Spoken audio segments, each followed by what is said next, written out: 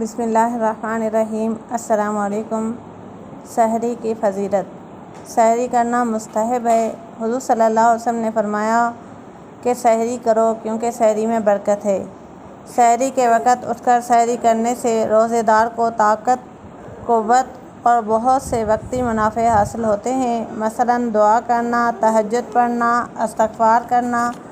غرض سحری کا وقت عجیب رحمت اور برکت کے نزول کا وقت ہے۔ آپ صلی اللہ علیہ وسلم نے حضرت عباس رضی اللہ تعالیٰ عنہ کو سحری کے کھانے پر یہ کہہ کر مدعو فرمایا کہ اس بابرکت غذا کی طرف آؤ۔ اگر کسی کا سحری کھانے کو دل نہیں چاہے تو پانی پینے سے بھی سحری کا ثواب مل جائے گا۔ حضور صلی اللہ علیہ وسلم کا ارشاد ہے کہ سحری میں برکت ہے، بس اس کو نہ چھوڑو، اگرچہ اتنا ہی ہو کہ تم میں سے ایک گھونٹ پانی ہی پی لے۔ بے شک اللہ پاک اس کے فرشتے سحری کرنے والوں پر رحمت بھیجتے ہیں۔ حضور صلی اللہ علیہ وسلم کا ارشاد ہے کہ ہمارے اور اہل کتاب کے درمیان روزے میں فرق سحری کھانے کا ہے۔ اس کے علاوہ سحری کرنا حضور صلی اللہ علیہ وسلم کی سنت بھی ہے۔